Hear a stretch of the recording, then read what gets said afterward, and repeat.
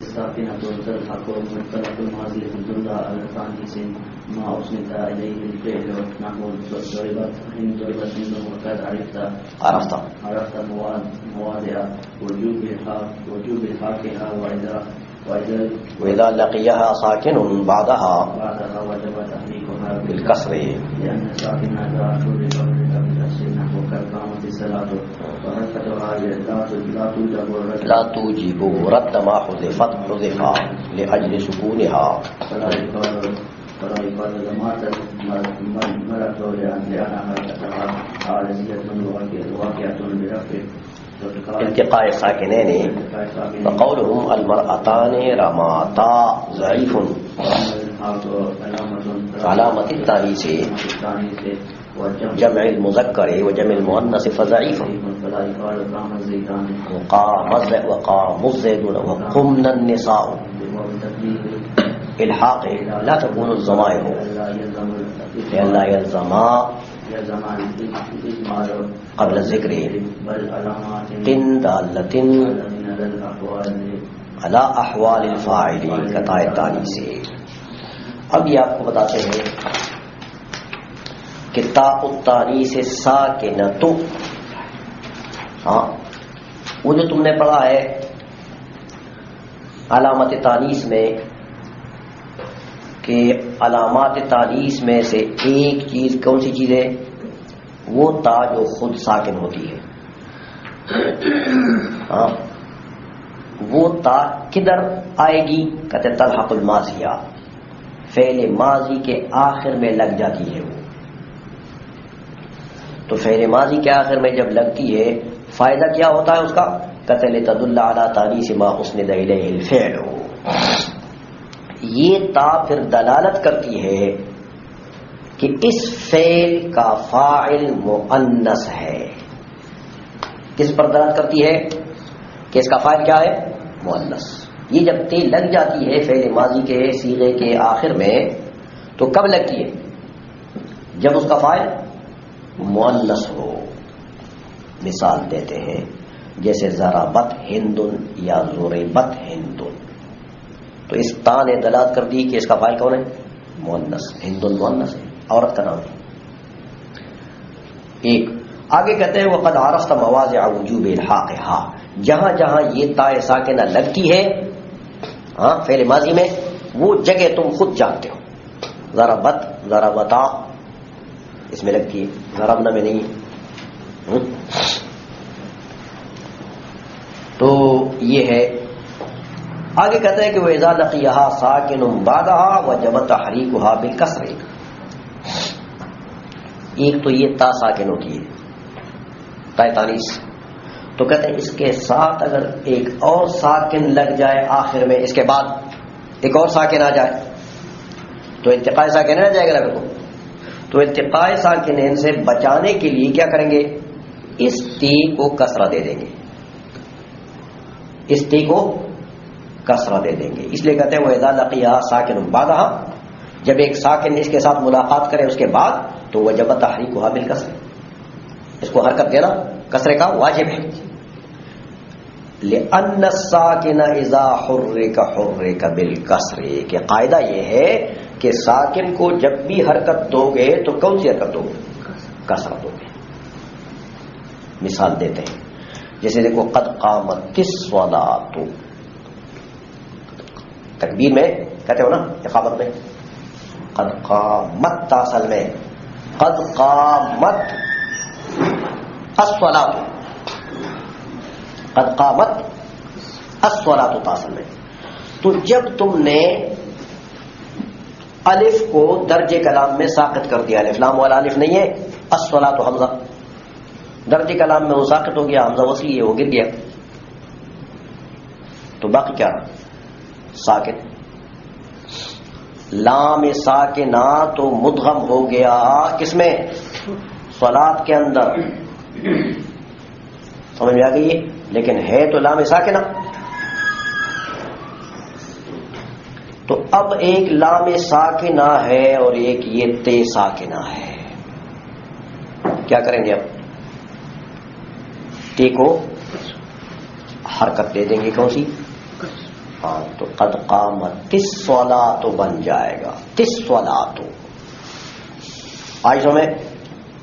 لیکن کہتے ہیں یاد رکھو یہ جو حرکت ہم نے دی ہے اس کو حرکت عارضی کہتے ہیں. یہ ہم نے مجبوری کی وجہ سے دی ہے اس کو، کہ یہاں التقاء ساکنین تھا، اس التقاء ساکنین سے بچنے کے لیے ہم نے کیا کیا، اس کو حرکت دے دی.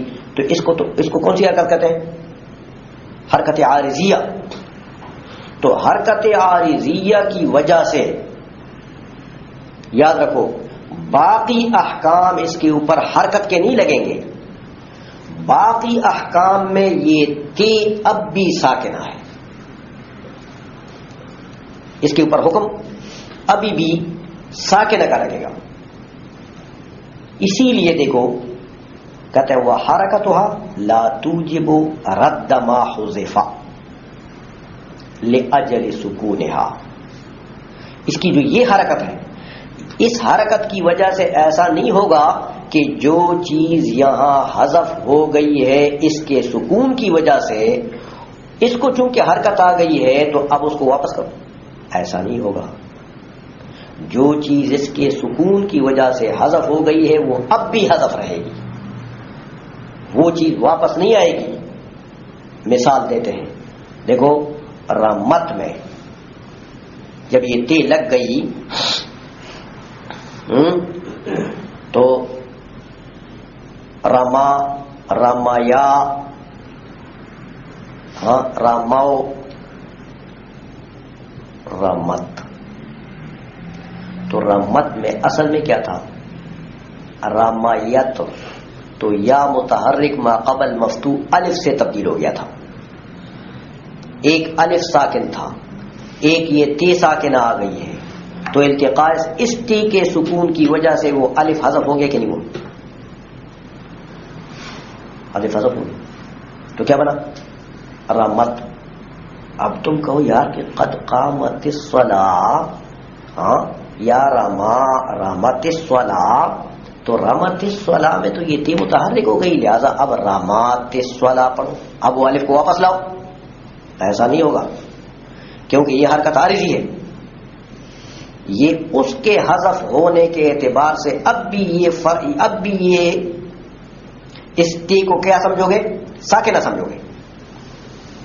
آئیشوں میں اس لیے فلا یقال رمات المرأۃ، رمات المرأۃ. اب الف کو واپس لاتے ہو؟ نہیں، رمات المرأۃ. بات سمجھ آئی کہ نہیں آئی؟ وہ الف واپس وہ نہیں آئے گا کیونکہ یہ حرکت لأن حرکتها عارضیۃ، یہ حرکت عارضی ہے. واقعۃ لرفع التقاء الساکنین، یہ تو صرف ہم نے وہ ساکنین سے بچانے کے لیے کہ یہ تھی جو علامت ہے تانیث کی، یہ کہیں کھوپڑی اپنی نہ کھا جائے، یہ حذف نہ ہو جائے دوسرے التقاء ساکنین کی وجہ سے. اس کی آنے کی وجہ سے تو ایک حذف ہو چکا ہے، تو یہ تو علامت ہے تانیث کی. تو علامت کو اگر حذف کر دو گے التقاء ساکنین کی وجہ سے تو پھر پتہ لگے گا کسی کا کون سا. اس لیے اس کو بچانے کے لیے ہم نے اس کو حرکت دے دی. تو یہ حرکت سکون کے حکم میں ہے، ابھی بھی دوسرے معاملات میں صرف اس التقاء ساکنین کے بچانے کے لیے یہ حرکت ہے، حرکت کے حکم میں. باقی معاملات میں یہ کیا ہے؟ سکون. فقولہم، دیکھو کوئی اگر یہ کہے کہ المرأتان رماتا، رماتا، الف کو واپس لاتے ہیں، رماتا کی جگہ پر کیا بولتے ہیں؟ رماتا. تسنیہ کے صیغے میں تو کہتے ہیں ضعیف. یہ لغت ضعیفہ ہے، فصیح لغت نہیں ہے، یہ کسی نے ویسے ڈکوسلا مارا ہوا ہے. سمجھ؟ واما الحاق علامت التثنیہ، ہاں اگر تثنیہ کی علامت مل جائے وہ جمع المذکر، ہاں تثنیہ کی علامت کیا ہے؟ الف. جمع مذکر کی علامت لگ جائے، جمع مؤنث کی علامت لگ جائے، تو تثنیہ کی علامت لگانا، جمع مذکر کی علامت لگانا، جمع مؤنث کی علامت لگانا، کہتے یہ بھی سب ڈکوسلے ہیں، فضائف. آئی سمجھ؟ فلا یقال قام الزیدان، قام، سمجھ آئی؟ قام الزیدون، قامو وہ لگانا جو مذکر کی. قمنا النساء، قمنا، نون، یہ سب ڈکوسلے. سمجھ؟ کہتے اس کا کوئی اعتبار نہیں ہے. فصیح لغت میں قامز تسنیہ کا صیغہ بنا کر قامز زیدان کوئی نہیں بولتا. قامز زیدان پہلے پڑھ چکے سمجھ کہ جب فاعل اس میں مظہر ہو تو فعل کا صیغہ تسنیہ جمع بنتا ہے نہیں. تو یہ لگانا جو ہے یہ ایسی. وبتقدیر الالحاق لا تكون الضمائر، اور اگر کسی نے یہ ڈکوسلا مار دیا اور یہ ضمیریں لگا دی، کسی نے یہ علامات لگا دی، تو یہ یاد رکھو کہ اس صورت میں یہ ضمیریں نہیں ہیں. پھر یہ قاما کا جو الف ہے یہ تسنیہ کی ضمیر نہیں ہے. ہاں یہ قامو میں جو واو ہے یہ پھر جمع مذکر کی ضمیر نہیں ہے. ہاں یہ قومنا میں جو نون ہے یہ جمع مؤنث کی ضمیر نہیں ہے، کیونکہ اگر ان کو ضمیر بناتے ہو تو اس بار قبل ذکر لازم نہیں آئے. قامز زیدان اگر بولتے ہو تو زیدان ہی مر جاؤ گا نا اس ضمیر کا. تو زیدان تو بعد میں آ رہا ہے، مرجع بعد میں ہے اور ضمیر پہلے ہو جائے گی. قامز زیدون، قامو میں اگر ہوا کو ضمیر بناتے ہو تو مرجع کدھر ہے؟ پیچھے زیدون، تو ضمیر مقدم ہو جائے گی مرجع پر. قمنا النساء، تو قمنا میں اگر یہ نون ضمیر بناتے ہو تو اس کا مرجع کون ہے؟ نساء. تو یہ اضمار قبل ذکر نہیں ہے، اسی کہتے ہیں یہ ضمیر نہیں ہے. اللہ یلزم الاضمار قبل ذکر، کہ ان کو اگر ضمیریں بناتے ہو تو اضمار قبل ذکر لازم آتا. تو پھر ہے کیا چیز؟ جو لوگ ان کو لگائیں گے وہ پھر کیا تعبیر کریں گے؟ کہتے بھائی یہ وہی ان کو یہ کہنا چاہیے کہ بل علامات دالۃ علی احوال الفاعل، کہ بس یہ صرف علامتیں ہیں، فاعل کی حالت پر دلالت کرتی ہے. یہ علامت قاما میں الف آ گیا تو وہ الف علامت ہے اس بات کی کہ اس کا فاعل کون سا ہے؟ تثنیہ. اس کا فاعل کون سا ہے؟ قام میں واو آ گیا تو یہ علامت ہے دلالت کرے گی کس پر؟ کہ اس کا فاعل، اس فعل کا فاعل کون ہے؟ جمع مذکر. قمنا میں نون آ گیا تو یہ علامت ہے کس کی؟ کہ اس کا فاعل کون ہے؟ جمع مؤنث. تو یہ علامتیں ہیں قطع التانی سے، جیسے رمت میں تا تانیث کس لیے آئی تھی؟ فاعل کی حالت پر دلالت کرنے کے لیے، کوئی ضمیر تو نہیں آئی سمجھ میں. تو ان صورتوں میں اگر کوئی لاتا بھی ہے یہ علامتیں تو یہ ضمائر نہیں ہے کہ اضمار قبل ذکر لازم ہوتا ہے. چلیے التنوین تتبع حرکت آخر الکلمۃ.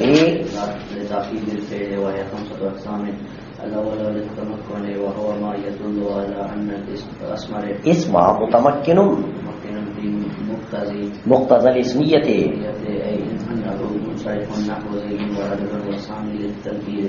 وهو ما يدل على أن الاسم نكرة النحو صحيح. نكرة النحو صحيح. أي نحو أيسكت سكوتا ما في وقت ما. أما الساق بالسكون فمعناه اسكت. اسكت السكوت الآن. والثالث للعوض وهو ما يكون عوضا عن المضاف إليه نحو حينئذ وساء سائز ويومئذ أي حين إذا كان كذا. والرابع للمقابلة وهو التنوين الذي في جمع المؤنث السالم نحو مسلمات. وهذه الأربعة تختص بالاسم. والخامس للترنم وهو الذي يلحق آخر الأبيات والمصاريع. الشاعر أقل اللوم عاضل والعتابا إن أصبت لقد أصابا. وقوله يا أبدا أنك أو أسافا. وقد يحذف من العلم إذا كان موصوفا بابن أو ابنة مضافا إلى علم آخران نحو جاني زيد بن عمرو وهند ابنة بكر. التنوین، تنوین کی تعریف کرتے ہیں کہ نون ساکنۃ تتبع حرکت آخر الکلمۃ. تنوین اس نون ساکنہ کو کہتے ہیں جو کسی کلمے کے آخری حرف کی حرکت کا تابع ہوتا ہے. وہ نون ساکنہ جو کسی کلمے کے آخری حرف کی حرکت کا تابع ہوتا ہے. لیکن دیکھو تابع تو ہے یہ، لیکن توابع جو ہے وہ تو بعض تاکید کے لیے بھی آتے ہیں نا، کہتے ہیں لا لتاکید الفعل، اس میں فعل کی تاکید نہیں ہوتی. اس لیے اب یہ کہتے ہیں کہ بھائی یہ تو تعریف ہو گئی، تعریف کے بعد اس کی تقسیم کرتے ہیں کہ وہ یہ خمسۃ اقسام، تنوین کی 5 قسمیں ہیں. نمبر 1 تنوین تمکن. کہتے ہیں تنوین تمکن جو ہے وہ ما يدل على ان الاسم متمکن فی مقتضى الاسمیت انہ منصرف. تنوین تمکن کہتے ہیں وہ تنوین ہے جو دلالت کرے اس بات پر کہ جو اسم میرا مدخول ہے وہ اس میں متمکن ہے. متمکن مانے منصرف ہے، یعنی اعراب کو جگہ دیتا ہے. ہاں منصرف ہے، غیر منصرف نہیں. تنوین تمکن وہ تنوین ہے جو دلالت کرے اس بات پر کہ میرا مدخول، جو اسم میرا مدخول ہے وہ اس میں متمکن ہے. متمکن مانے منصرف، یعنی غیر منصرف نہیں ہے. کہ غیر منصرف پر تنوین، یہ تنوین تو آتا نہیں ہے. جیسے زیدن معرفے کی مثال، رجل نکرے کی مثال، یہ تنوین تمکن ہے دونوں میں. والثانی للتنکیر. دوسری قسم جو ہے تنوین کی وہ تنوین ہے جو دلالت کرے کہ میرا مدخول اس میں نکرہ ہے. میرا مدخول اس میں نکرہ ہے، معرفہ نہیں ہے. جیسے دیکھو صاحن، صاحن کوئی شخص دوسرے کو جب کہتا ہے عربی میں کہ صاحن، تو صاحن کا معنی کیا ہوتا ہے کہ اسکت سکوت ما فی وقت ما، خاموشی اختیار کر. لیکن کون سی خاموشی؟ کون سی خاموشی؟ سکوت ما، کوئی خاموشی ہو، فی وقت ما، کسی وقت میں بھی ہو. کبھی دوسرے کو نمبر ہی نہیں دیتا، تو کبھی اس کو آدمی مجلس میں کیا کہتا ہے کہ کبھی تو چپ بھی کیا کرو. یہ صاحن کا معنی سمجھ آئی؟ کسی وقت چپ کر دیا کرو، کبھی تو چپ بھی کیا کرو. صاحن تو دیکھو صاحن نے یہ تو دلالت نہیں کی کہ کسی سکوت معین پر تو دلالت نہیں کرتا. ہاں کبھی تو چپ بھی کیا کرو، غیر معین سکوت ہے، غیر معین وقت میں ہے. کبھی کبھی چپ، کبھی تو چپ بھی کیا کرو. سمجھ آ گئی؟ تو غیر معین وقت میں غیر معین سکوت پر دلالت کر رہا ہے. اس کو تنوین تنکیر کہتے ہیں. لیکن کہتے ہیں بھائی یہ تو صاحن ہے نا، تنوین نے دلالت کر دی. لیکن اگر بغیر تنوین کے بولو گے، بغیر حرکت کے صح، تو پھر مارے پاؤ گے. فمانا ہو اس کو سکوت الان صح، ابھی چپ ہو جاؤ، چپ ہو جاؤ یار. کوئی بات کرتا ہے تو کیا کہتے ہیں چپ کرو، تو یہ چپ کرو، ابھی چپ ہو جاؤ. یہ تو اس سکوت سے کون سا سکوت مراد ہوگا؟ سکوت معین. ابھی چپ ہو جاؤ، صح، چپ ہو جاؤ. تو تنوین نہیں ہے. سمجھ؟ تو صح میں اور صحن میں یہ فرق ہے کہ صحن میں تنوین للتنکیر ہے، اور صح اگر تم نے اپنے حال پر چھوڑ دیا تو عربی لغت میں صح پھر کس کو کہتے ہیں؟ اس میں فعل ہے، اس کو ابھی خاموش ہے. والثالث، تیسری قسم جو تنوین کی ہے اس کو تنوین عوض کہتے ہیں. تنوین عوض، بھائی تنوین عوض وہ ما یکون عوضا عن المضاف الیہ. تنوین عوض کہتے ہیں اس تنوین کو کہتے ہیں جو مضاف الیہ محذوف کے عوض میں وہ آ چکا ہو. مضاف الیہ وہاں سے حذف ہو گیا تو اس محذوف مضاف الیہ کے عوض میں یہ تنوین آئی ہے اس مضاف کے اوپر. مثال دیتے ہیں جیسے حین اذن. دیکھو حین اذن اصل میں کیا تھا؟ حین اذ کان کذا، تو وہ کان کذا کو حذف، وہ مضاف الیہ تھا نا، اس کو حذف کر دیا تو اس پر تنوین لیا ہے اذن. ساعت اذن، ساعت اذن، ساعت اذن اصل میں کیا تھا؟ ساعت اذ کان کذا، تو کان کذا کو حذف کر دیا. یوم اذن، یوم اذ کان کذا، تو کان کذا کو حذف کر دیا اور اذ پر تنوین لیا، اذن بن گیا. سمجھ آئی؟ والرابع للمقابلۃ، چوتھی قسم جو تنوین کی ہے اس کو تنوین مقابلہ کہتے ہیں. کہتے ہیں وہ التنوین الذی فی جمع المؤنث السالم، تنوین مقابلہ کہتے ہیں وہ تنوین ہے جو جمع مؤنث سالم کے صیغے میں آتی ہے، اس کو تنوین مقابلہ کہتے ہیں. یاد رکھو کہ جمع مذکر سالم کے صیغے میں کیا ہے؟ نون اعرابی. مسلمون میں کیا چیز ہے؟ نون اعرابی. اس کے مقابلے میں جمع مؤنث سالم کے صیغے میں کیا لیا ہے؟ تنوین. مسلمات، یہ تنوین یہ کس کے مقابلے کے لیے ہے؟ جمع مذکر سالم کے نون اعرابی کے مقابلے میں ہے. یہ اس لیے اس کو تنوین مقابلہ کہتے ہیں. سمجھ گئے ہو؟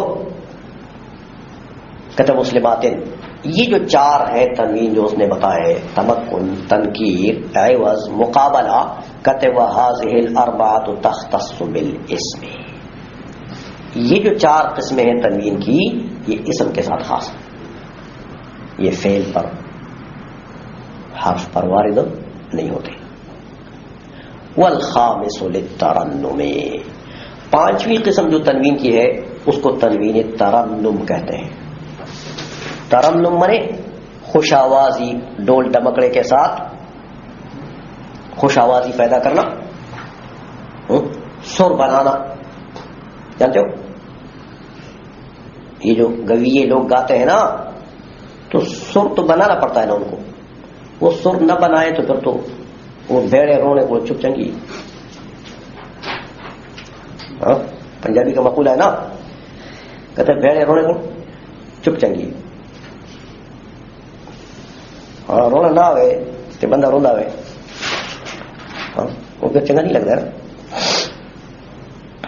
اس لیے سر بناتے ہیں گویے لوگ اپنے.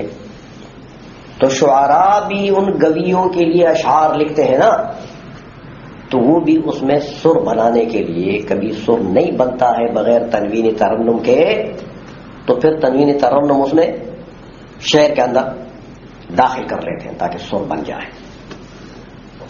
جیسے دیکھو، اس لیے کہتے ہیں کہ وہ هو الذی یلحق آخر الابیات والمصاریع، کہ یہ تو نہیں ترنم ہے، یہ ابیات کے آخر میں، مصروں کے آخر میں، مصاریع مصرع جانتے ہو؟ ہاں، مصروں کے آخر میں یہ تنوین داخل ہوتی ہے. جیسے دیکھو، اقل اللوم عاذلا والعتابا، یہ میں نے آپ کو بتایا تھا کہ عاذل جو ہے یہ شاعر کے محبوبہ کا نام ہے. ہاں، تو شاعر اس کو کیا کہتا ہے کہ اقلی کم کرو، اللوم میرے اوپر ملامت بولنا، مجھ سے کوئی غلطی ہوئی یا نہیں ہوئی تو میرے اوپر برس پڑتی ہے، تو یہ ذرا کم کرو بھائی، کوئی تھوڑا ملامت کرو مجھے. عازلہ یا عازلو، عازلو کرو گے تو یا عازلو، یا حرف ندا یہاں پر، یہ مفرد معرفہ ہے نا، جیسے زیدو، تو سمجھ گئی. تو بولتا یہ ہے اس کو کہ یا عازلو، اے عازل، اقل اللوم، کم کرو مجھے ملامت کرنا، والعتابا، سر بنانے کے لیے، ورنہ اصل میں کیا تھا؟ والعتابا، عتاب کو کم کرو، میرے اوپر غصہ ذرا کم کیا کرو بھائی، بہت زیادہ غصہ نہیں کیا کرو. والعتابا، تو سر بنانے کے لیے کیا کر دیا؟ عتابن. تو الف لام کے ساتھ کوئی تنوین جمع نہیں ہوتا سوائے اس بلا کے کہ یہ ہر جگہ،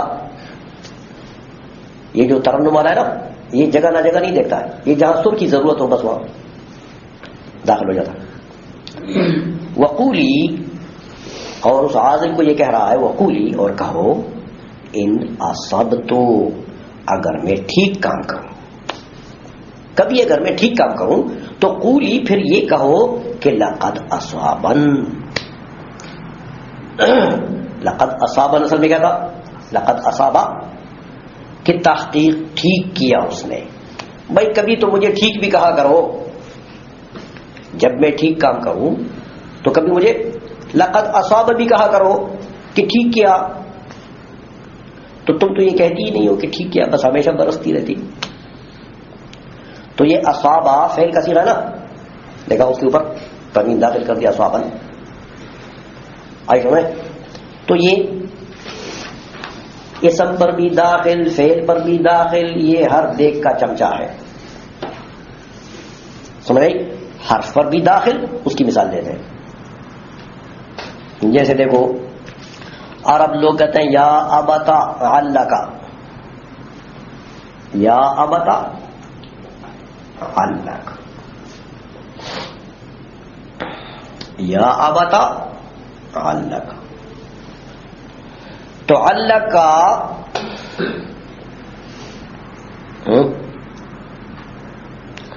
یا ابتا علکا او عساکن،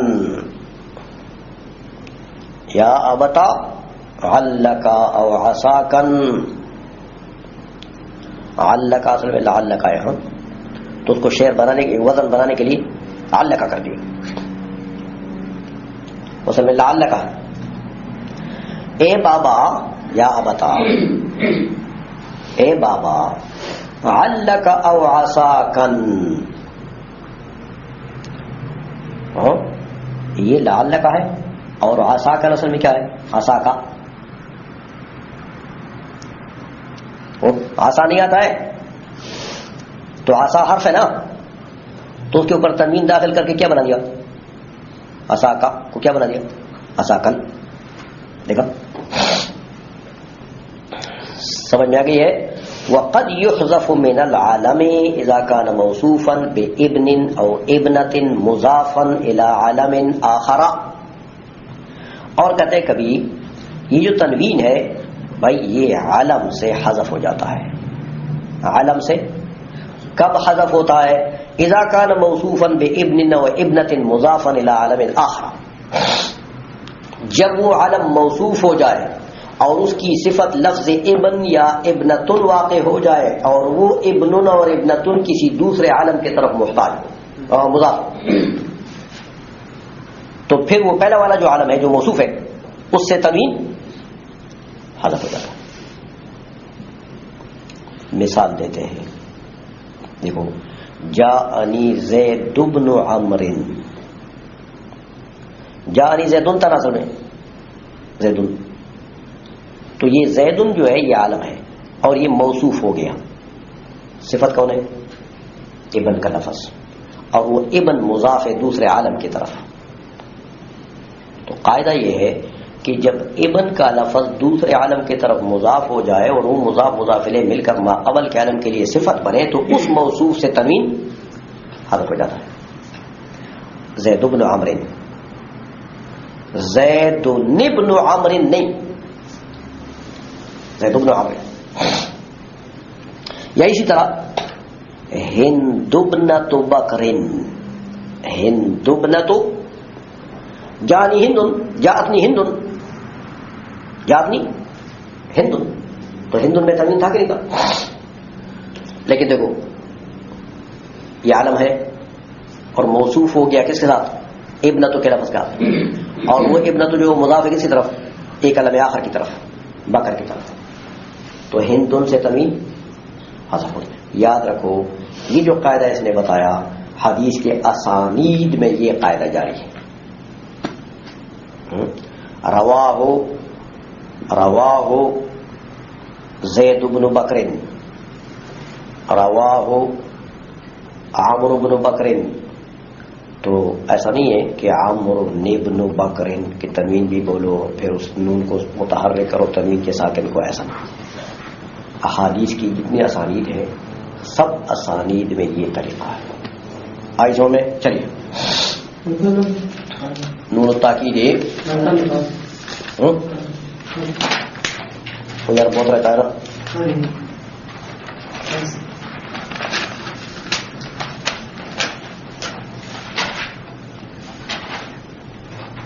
समझे?